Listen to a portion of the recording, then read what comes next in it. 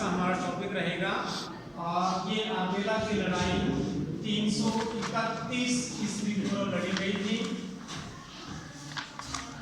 यूनान और ईरान के बीच लड़ी गई थी।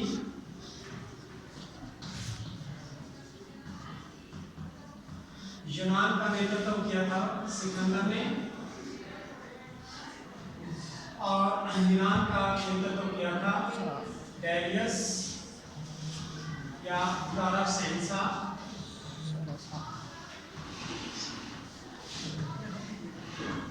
इस प्रकार से इन दो राष्ट्रों के बीच में ये आर्बेला की लड़ाई 331 ईस्वी पूर्व लड़ी जाती है। और इससे पहले जो है तो सिकंदर के पिता थे जिसका नाम था फिलिप। वो फिलिप जो है वो एक योग्य शासक था और मकदूनिया का बादशाह था। उसने एक अनुशासित सेना का गठन किया हुआ था और अनुशासित सेना के द्वारा ही वो लड़ाई लड़ता था। अर्थात उसके अपने सिद्धांत थे, उसके अपने नियम थे, उन नियमों पर रह करके वो आगे बढ़ता था और एक चाल के द्वारा जो है ईरानियों को नीचा दिखाने के लिए अर्थात उनके साथ लड़ाई लड़ने की योजना बना रहा था। जब सिकंदर 20 वर्ष की आयु में था तो 20 वर्ष की आयु से ही उसने ईरान को अपना प्रतिद्वंदी मान करके टारगेट किया और उसको हराने के लिए लगातार प्रयासरत रहता था कि किस प्रकार हम ईरान को कमजोर कर सकें। तो 20 वर्ष की आयु में ही सिकंदर महान युद्ध की गतिविधियों में हिस्सा लेना शुरू कर दिया था। वैसे यूनान के लोग ना सिकंदर को पसंद करते थे ना ही फिलिप को पसंद करते थे, लेकिन उन्होंने अपनी ताकत के आधार पर या अपनी शक्ति के आधार पर उन लोगों को नस्त मस्तक करवाया हुआ था। अर्थात उन लोगों को दबा करके रखा हुआ था। किसी की हिम्मत नहीं थी कि वो सिकंदर का विरोध कर सके। एक समय था जिस समय में थीवस के नागरिकों ने विरोध करना शुरू किया था। तो उस समय सिकंदर ने उन थीवस के लोगों को बुरी तरह से नष्ट कर दिया था, अर्थात बुरी तरह से उनको पराजित कर दिया था। और उस समय काफ़ी लोगों को मार गिराया था और बहुत सारे हजारों लोगों को जो है वो बंदी बना करके बेच दिया था। तो इस प्रकार से वहाँ पर निर्मम हत्याएं की गई और वहाँ पर नरसंहार किया गया। उस नरसंहार और निर्मम हत्याओं को देख करके वहाँ के लोगों ने आत्मसमर्पण कर दिया था और सिकंदर के अनुयायी बन गए थे, अर्थात अनुपालक बन गए थे। इस प्रकार से वो सिकंदर को अपना शासक मानने लगे थे। और उसके बाद से जो है सबसे पहले जो है सिकंदर ने जब शासन की बागडोर संभाली तो चारों तरफ अनेक समस्याएं थी, लेकिन सभी समस्याओं को उन्होंने अपनी बुद्धिमत्ता के आधार पर, अपनी चतुरता के आधार पर, अपनी निपुणता के आधार पर सभी समस्याओं का हल कर लिया था। और उसके बाद जो है सबसे पहले उसने थिस्लीन पर आक्रमण किया और थिस्लीन पर आक्रमण करके वहाँ खून खराबा किया, उसके बाद जो है उसको थिस्लीन लीग का अध्यक्ष बना दिया गया था। और उसके बाद धीरे धीरे करके उसने धर्मापाली और एथेंस पर भी अधिकार कर लिया था। और इसके पश्चात फिलिप के स्थान पर सिकंदर को कैप्टन जनरल बना दिया जाता है और ग्रीस पर अधिकार करने के साथ साथ उत्तर और पश्चिमी सीमांत पर जंगली जातियों को भी सिकंदर ने अपने अधीन कर लिया था। और इस दौरान जब सिकंदर को पता लगा कि थीवस में विद्रोह शुरू हो गया तो वहाँ वो बिजली की भांति आक्रमण करता है और उन लोगों को जो है अपने अधीन कर लेता है, अर्थात वहाँ कब्जा कर लेता है। और थीवस पर कब्जा करने के बाद जो है सिकंदर ग्रीस पर अधिकार कर लेता है और ग्रीस पर अधिकार करने के बाद धीरे धीरे वो विश्व विजेता बनने के लिए निकल पड़ता है। और विश्व विजेता बनने के लिए निकलता है अर्थात ग्रीस को अपने अधिकार में करके विश्व विजेता बनने के लिए निकलता है। तो उसके पास मात्र 35,000 सैनिक थे, जिसमें 30,000 उनके पास पैदल सेना थी और 5,000 उनके पास घुड़सवार सेना थी, अर्थात अश्वारोही सेना थी। तो इस सेना के साथ जो है वो सिकंदर विश्व विजेता बनने के लिए निकल पड़ता है और वो इस लड़ाई में पहुंचने के लिए अर्बेला के मैदान में पहुंचने के लिए उसको एक टिग्रिस नदी पार करने की अपनी सेना को लेकर के वो निकल पड़ता है।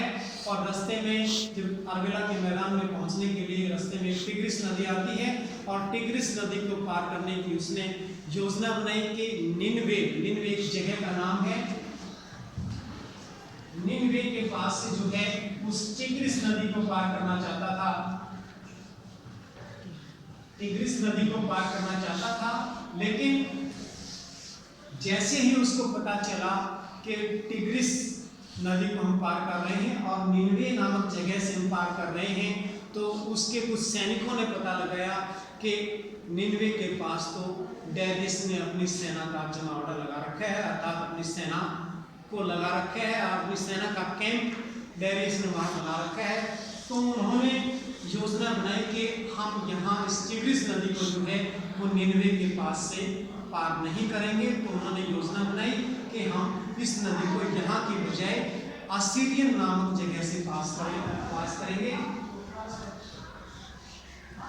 असीरियन नामक जगह से उन्होंने उस टिग्रिस नदी को पार किया और टिग्रिस नदी को पार करके वो अर्बेला के मैदान में पहुंच जाते हैं और लड़ाई के लिए तैयार हो जाते हैं। दोनों सेनाएं जो हैं आमने सामने हो जाती हैं। जब दोनों सेनाएं आमने सामने होती हैं तो उन्होंने देखा कि डेरियस की सेना बहुत बड़ी सेना है, अर्थात उनके पास सैनिक संख्या बहुत बड़ी है।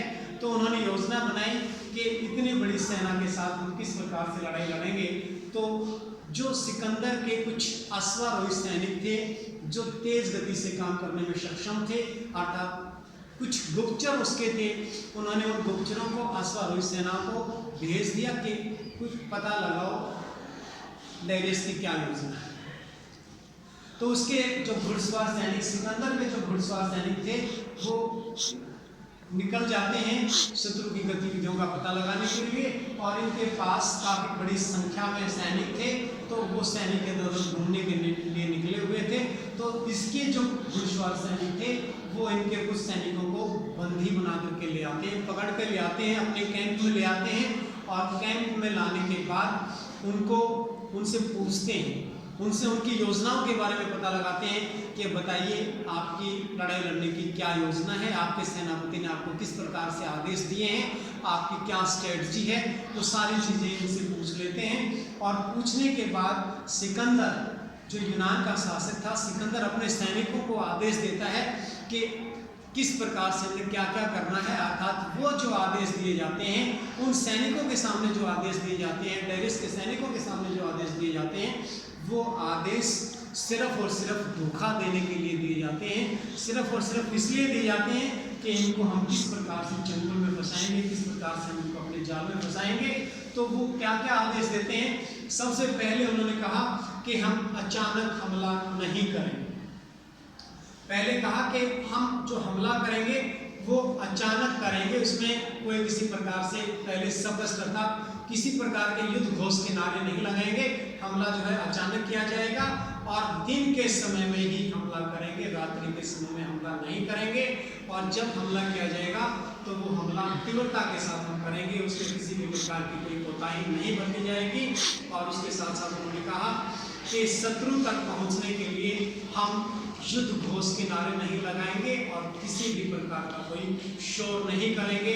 और लास्ट में उन्होंने कहा कि अश्वारोही सेना जो है वो हमारी निर्णायक सेना होगी, अर्थात वो हमारे फैसला करेगी, अर्थात वो इस प्रकार से लड़ाई लड़ेगी कि मुख्य सेना का काम वो करेगी और शत्रु की जो गतिविधियां हैं उनको गोपनीय रखा जाएगा, किसी के सामने किसी प्रकार की कोई डिस्क्लोज नहीं किया जाएगा। तो ये आदेश जो है वो सिकंदर ने उन सैनिकों के सामने दे दिया जिनको बंदी बना करके लाया गया और उसके बाद उनको फ्री कर दिया जाता है, रिहा कर दिया जाता है। और फिर वो इसलिए ताकि ये सैनिक अपने कैंप में जाएंगे और अपने सेनापति को अर्थात अपनी सेना को, अपने कमांडरों को बताएंगे कि ऐसे ऐसे जो है सिकंदर ने योजना बनाई है लड़ाई लड़ने के लिए और वो उसी प्रकार से करने की कोशिश करेंगे। जबकि सिकंदर की ये सारी योजना झूठ थी, अर्थात एक चाल थी उनको अपने चंगुल में फंसाने के लिए। तो उसके बाद हम बात करते हैं कि दोनों राष्ट्रों के पास सैनिक शक्ति कितनी थी, तुलनात्मक सैनिक शक्ति कितनी थी। दो विद्वान हैं, उन्होंने अलग अलग बताई है, एक असीरियन और एक दूसरा बताया गया है जेम्स फुलर। एरियन जो है, एरियन के अनुसार जो है वो सैनिक संख्या बताई गई है, सिकंदर की सैनिक संख्या बताई गई है कि 40,000 उनके पास पैदल सैनिक थे और 7,000 घुड़सवार सैनिक थे।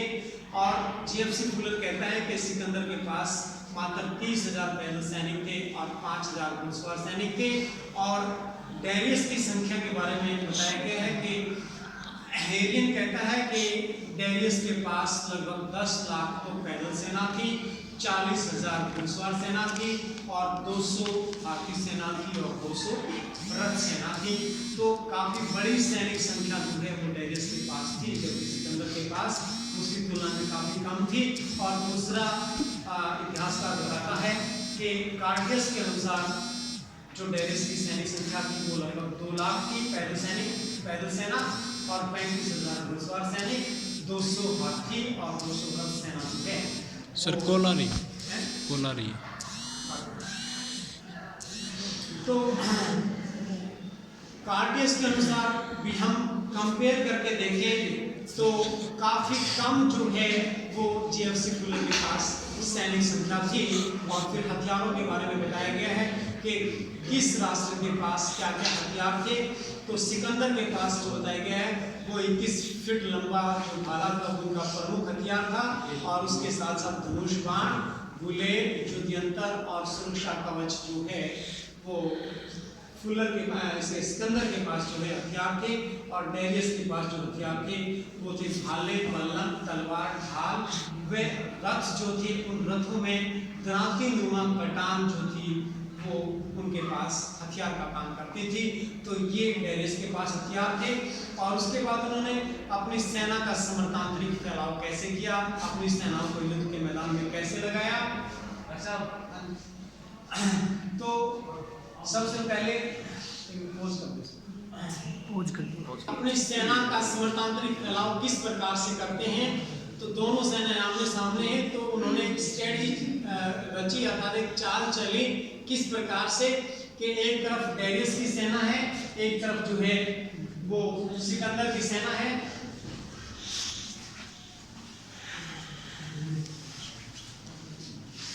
ये डेरियस की सेना, इधर सिकंदर की सेना।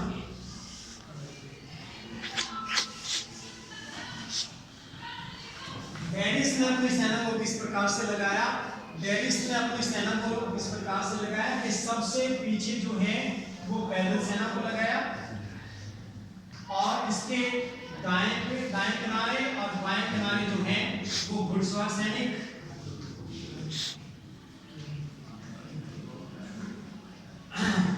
ये पैदल सेना को इन्होंने इस प्रकार से 2 यूनिट बनाकर जो है वो पैदल सैनिकों को लगाया। और उसके बाद जो है वो रथ सेना, और ये रथ सेना, और सबसे आगे जो है वो हाथी सेना को लगाया। इस प्रकार से जो है वो डेरियस ने अपनी सेना का समर्थांतरिक फैलाव किया, जिसके मैदान में लगाया। और सिकंदर ने अपने सैनिकों को कैसे लगाया, सिकंदर जो है वो तिरछे क्रम में लगाता है। पहले सबसे आगे जो है ये पैदल सेना, यहाँ घुड़सवार सेना, और यहाँ भी एक घुड़सवार सेना, और इसके पीछे पैदल सेना, और उसके पीछे जो है वो आरक्षित सेना। इस प्रकार से जो है सिकंदर अपनी सेना का समर्थांतरिक फैलाव करता है। और लड़ाई की शुरुआत कैसे होती है, इनका संघर्ष कैसे होता है कि 30 तारीख जो है 30 सितंबर जो है वो 30 सितंबर से इस लड़ाई की शुरुआत हो जाती है। 30 सितंबर 331 ईस्वी को इस लड़ाई की शुरुआत हो जाती है। और उस समय 30 सितंबर 1970 को ईरान की सेना उत्सव मना रही थी, खुशियां मना रही थी कि हमारे पास इतनी बड़ी सेना है। और सिकंदर के पास मात्र 35 से 40 हज़ार सैनिक थे। तो वो उत्सव मना रहे थे, खुशियां मना रहे थे, और सिकंदर जो है चुपचाप अपनी तैयारियों में जुटा हुआ था, अपनी योजनाओं में जुटा हुआ था। और जैसे ही सिकंदर ने देखा कि ये उत्सव मना रहे हैं, इन्होंने अपनी सेना को एक दिन पहले ही लड़ाई के मैदान में खड़ा कर दिया था कि हम लड़ाई के लिए बिल्कुल तैयार हैं। लेकिन लड़ाई की पहल ये नहीं करना चाहते थे। लड़ाई की पहल जो है वो सिकंदर ने की। ये तो सिकंदर का वेट कर रहे थे कि सिकंदर कब आक्रमण करेगा, तब जवाबी कार्रवाई हम करेंगे। लेकिन सिकंदर ने मौका पा करके, समय दे करके कि ये सैनिक कब आराम करेंगे या थक जाएंगे जब हम जो है आक्रमण करने की कोशिश करेंगे। जब ये सैनिक एक दिन पहले ही शत्रु से भयभीत होकर गया था, सिकंदर का एक भय, एक डर जो है इनके मन में था, इसलिए उन्होंने एक दिन पहले ही अपने सैनिकों को युद्ध के मैदान में खड़ा कर दिया था। और सिकंदर ने देख लिया कि ये सैनिक अब थकने वाले हैं। तो उस समय जब वो वापस अपने कैंप की तरफ लौटना चाह रहे थे या लौटने की कोशिश कर रहे थे, तो सिकंदर ने मौका पा करके 30 सितंबर 331 ईस्वी पूर्व जो है इस लड़ाई की शुरुआत कर दी। बड़ी तीव्रता के साथ, गतिशीलता के साथ लड़ाई की शुरुआत की जाती है। और वो तिरछे क्रम में अपने सैनिकों को लगाया, क्योंकि उनको पता था, सिकंदर को पता था कि डेरियस की सेना काफ़ी बड़ी है और आमने सामने की हम लड़ाई नहीं लड़ सकते। तो उसने एक चाल चली, उसने एक स्ट्रेटजी का निर्माण किया। और वो स्ट्रेटजी क्या थी? तिरछा आक्रमण, कि अपनी सेना को हम तिरछा लगाएं ताकि वो सैनिक हमें घेर ना पाए। इनके पास सैनिक संख्या बहुत ज़्यादा थी, इसलिए सिकंदर ने अपने सैनिकों को तिरछे क्रम में खड़ा किया ताकि ये हमारी सेना के चारों तरफ ना घूम जाए, अर्थात हमें चारों तरफ से ना घेर लें। और तिरछे क्रम में भी इन्होंने इस प्रकार से टेढ़ा लगाया ताकि एक तो हमारा फ्रंट ज़्यादा दिखाई दे, हमारे सैनिकों की संख्या ज़्यादा दिखाई दे, जिससे शत्रु के ऊपर मनोबल, मानसिक रूप से दबाव बने। और सिकंदर चाहता था कि हम अलग अलग पॉइंट पे आक्रमण नहीं करेंगे, अलग अलग पॉइंट को टारगेट नहीं करेंगे, एक पॉइंट पर टारगेट करेंगे। क्योंकि हमने अलग अलग बिंदुओं पर लड़ाई शुरू कर दी तो हमारी शक्ति जो है वो विखंडित हो जाएगी, विभाजित हो जाएगी, टुकड़ों में बट जाएगी, और टुकड़ों में बटने के बाद हम कमजोर पड़ जाएंगे। तो इसलिए सिकंदर ने तिरछे क्रम में लगा करके इस घुड़सवार सेना को आगे बढ़ाया, और घुड़सवार सेना को आगे बढ़ा करके लड़ाई की शुरुआत कर दी। और लड़ाई की शुरुआत बड़ी तेजी के साथ की, और शत्रु का कमजोर बिंदु देख करके कि शत्रु का कमजोर बिंदु कौन सा है। अगर कमजोर बिंदु पर पहले हमें सफलता प्राप्त हो जाती है तो हमारा मनोबल बढ़ जाता है, और हम उस कार्य को बड़ी तीव्रता के साथ, बड़ी लगन के साथ, बड़े हौसले के साथ, बड़े जोश के साथ करना शुरू कर देते हैं। और ये लड़ाई जो है धीरे धीरे करके 3 भागों में या 3 नेतृत्वकर्ता थे डेरियस के, जिसका बीच का नेतृत्वकर्ता या बीच का जो यूनिट थी, उस बीच वाली यूनिट को जो है स्वयं डेरियस देख रहा था। तो धीरे धीरे करके जो है इन सैनिकों ने, सिकंदर के सैनिकों ने पहले एक पॉइंट को टारगेट किया, फिर दूसरे को टारगेट किया, फिर तीसरे को टारगेट किया। तो इस प्रकार से धीरे धीरे करके पहले उन्होंने आक्रमण किया, तो इनके पास जो आगे हाथी थे, वो हाथी जो है उन्होंने पीछे हटना शुरू कर दिया, और हाथियों के पीछे इनकी रथ सेना थी। और जब रथ सेना पीछे हटने लगी और उन रथ सेना के जो पहिए थे, रथों के पहिए थे, उन रथों के पहियों के अंदर ग्रांति नुमा कटाने थी, ग्रांति जैसे दांते थे उन पहियों के। तो वो पहिए इनके सैनिकों के ऊपर चढ़ते चले गए, क्योंकि इसके पीछे, रथों के पीछे पैदल सेना खड़ी थी। और पैदल सेना जब इनके रथों के पीछे खड़ी थी, आगे हाथी थे, तो हाथियों ने पीछे हटना शुरू किया। जब भाले 21 फीट लंबा भाला जो है वो सिकंदर का प्रमुख हथियार था, जब वो 21 फीट लंबे अर्थात एक डिस्टेंस के साथ उन्होंने उन हाथियों को निशाना बनाना शुरू कर दिया, तो हाथी पीछे हटे। हाथी पीछे हटेंगे तो नेचुरली रथ भी पीछे हटेंगे, और रथ पीछे हटेंगे तो उनके साथ पैदल सेना जो उनके पीछे थी, वही उन्हीं की सेना ने उन्हीं के सैनिकों को रोकना शुरू कर दिया। अर्थात जो ग्रांति नुमा कटाने थी, उन कटानों अर्थात उस हथियार से, उस पहियों से डेरियस के सैनिक ही मारे गए। तो इस प्रकार से धीरे धीरे करके इनका हौसला बढ़ता चला गया, और ये मानसिक दबाव में आते चले गए, और धीरे धीरे करके इस लड़ाई में सिकंदर जीत जाता है और डेरियस की हार हो जाती है। अर्थात काफ़ी लंबे समय के बाद, काफ़ी लड़ाई लड़ने के बाद इस लड़ाई के अंदर जो है वो विजय सिकंदर की होती है और डेरियस हार जाता है। तो इससे कितनी हानि किसको हुई, इसमें हम बात करते हैं कि तुलनात्मक दोनों को कंपैरेटिवली हम देखें तो ज़्यादा हानि जो है वो डेरियस को होती है।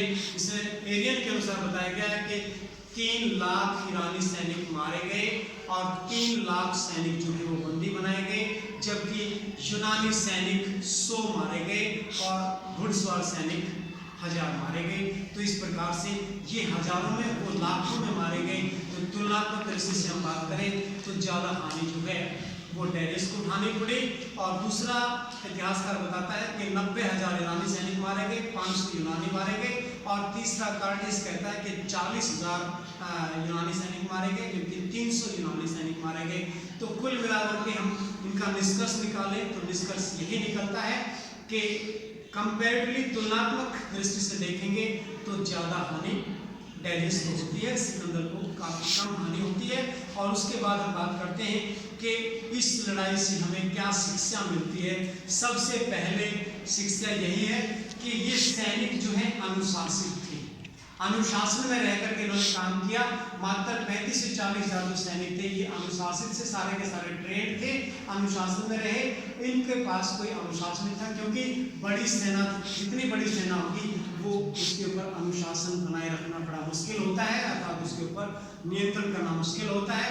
तो अनुशासन सफलता की पहली सीढ़ी बताई गई है कि जो सैनिक अनुशासन में होगा वो निश्चित तौर पर सफलता प्राप्त करेगा। और दूसरा बताया गया है कि नेतृत्व, इनका नेतृत्व करता सिकंदर जो है उसको आज भी एग्जाम्पल दिए जाते हैं कि जो जीता वही सिकंदर, कि सिकंदर महान था, उसको महान की संज्ञा मिली हुई है।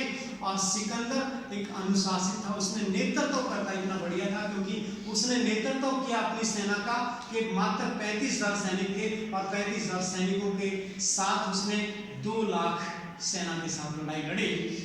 2 लाख तो पैदल सेना थी, 40,000 घुड़सवार सैनिक थे, आप भी मान के चले कि 2.5 लाख लगभग उसके पास सेना थी।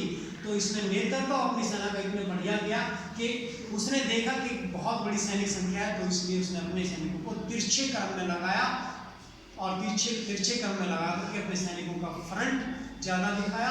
अर्थात इस प्रकार से शो किया, इस प्रकार से दिखावा किया कि शत्रु जो है मानसिक दबाव महसूस करे और नेतृत्व करके अपनी हारी हुई पारी को भी उन्होंने सफलता में परिवर्तित कर दिया। अर्थात कम सैनिकों के साथ भी उसने सफलता प्राप्त की, ये सिर्फ और सिर्फ नेतृत्व की वजह से। और ये अपने सैनिकों का नेतृत्व नहीं कर पाए, जिसकी वजह से इस लड़ाई के अंदर जो है ईरान की हार हुई। और उसके बाद बताया गया है कि सिकंदर की सफलता का सबसे बड़ा रहस्य उसके द्वारा चट्टान के समान फ्लैंक्स के साथ भारी एवं हल्की अश्वारोही सेना का प्रयोग किया गया, जिसकी वजह से डेरियस की सिकंदर की जीत होती है। और युद्ध क्षेत्र में सैनिकों को तैनात उसी समय करना चाहिए जब हमें लड़ाई लड़नी है, जबकि डेरियस ने जो है वो एक दिन पहले ही जो है वो युद्ध के मैदान में अपने सैनिकों को खड़ा कर दिया था, जबकि वो थक चुके थे। और सिकंदर ने अपने सैनिकों को उसी समय तैयार किया जब लड़ाई लड़नी थी। तो इस प्रकार से हमें युद्ध की तैयारी बहुत पहले नहीं करनी चाहिए, अर्थात सैनिकों को पहले नहीं लगाना चाहिए, जिससे उनके अंदर थकावट आए। हमें मौका देकर के उसी समय लड़ाई लड़नी चाहिए। और उसके बाद डेरियस की पराजय का प्रमुख कारण सिकंदर की सेना को घेरने की बजाय सिकंदर के आक्रमण की प्रतीक्षा करते रहे, उन्होंने आक्रमण की पहल नहीं की। अगर डेरियस आक्रमण की पहल करता तो शायद सिकंदर नहीं जीत पाता। तो इससे हमें ये भी शिक्षा मिलती है कि आक्रमण के लिए पहल करनी चाहिए, शत्रु का वेट नहीं करना चाहिए, इंतजार नहीं करना चाहिए। और उसके बाद बताया गया है कि शत्रु को धोखे में रखने के लिए अपनी योजनाएं गोपनीय रखनी चाहिए। अगर हमारी योजनाओं के बारे में शत्रु को पता चल जाता है तो उसी प्रकार से वो अपनी तैयारी शुरू कर देता है। तो और उसके साथ साथ हमें सुनियोजित तरीके से समुचित फायदा लेने के लिए अपनी सेना को इस प्रकार से लगाया जाए कि कम से कम सैनिक होते हुए भी हम ज़्यादा से ज़्यादा लाभ किस प्रकार से ले सकते हैं। सिकंदर ने ऐसा ही किया, कम सैनिक होते हुए भी अपने सैनिकों को सुनियोजित तरीके से लगाया और उससे लाभ प्राप्त किया। और उसके साथ साथ नवीन समर्थन का इस्तेमाल जो है सिकंदर ने किया, जिसकी वजह से उनको लाभ मिला। और युद्ध में सफलता प्राप्त करने के लिए हमेशा ऑफेंसिव एक्शन में रहना चाहिए, आक्रमणात्मक कार्यवाही करनी चाहिए। हमें रक्षात्मक या प्रतिरक्षात्मक रवैया नहीं अपनाना चाहिए, हमें ऑफेंसिव एक्शन में रहना चाहिए। और युद्ध में धोखा देना एक सफलता का सूत्र माना गया है कि हम शत्रु को जितना धोखा देंगे, जितना अपनी चाल में फंसाएंगे, जितना अपने चंगुल में फंसाएंगे, वो हमारे लिए सरल भी होगा और उसमें हमें सफलता भी प्राप्त होगी। और हम उसके साथ साथ हमें गतिशीलता का इस्तेमाल करना चाहिए कि जो सैनिक गतिशील होगा वो अपने टारगेट पर उतना जल्दी पहुंचेगा। सिकंदर ने गतिशीलता का सिद्धांत को अपनाया और उन्होंने गतिशीलता के सिद्धांत को नहीं अपनाया, जिसकी वजह से सिकंदर की विजय हुई और डेरियस की हार हुई। और उसके लास्ट में बताया गया है कि इकोनॉमी ऑफ फोर्स, शक्ति की मितव्ययता, जितनी हमारी शक्ति है, जितनी हमारी ताकत है, उसको हमें एक बार लगा देना चाहिए, उसको बचा करके नहीं रखना चाहिए, क्योंकि बचा कर रखी हुई चीज़ क्या पता भविष्य में काम आए या ना आए। इसलिए इकोनॉमी ऑफ फोर्स के सिद्धांत को भी ध्यान में रख करके उन्होंने लड़ाई लड़ी, जिसकी वजह से सिकंदर की जीत हुई और डेरियस की हार हुई। तो हम कह सकते हैं कि सिकंदर ने काफ़ी उत्साह के साथ अपने सैनिकों को आगे बढ़ाया और डेरियस जो अपने सैनिकों के अंदर इतना उत्साह या मनोबल बना करके नहीं रख सका, जिसकी वजह से डेरियस हार जाता है। और इसी के साथ ही हमारा ये अर्मिला का संग्राम समाप्त होता है।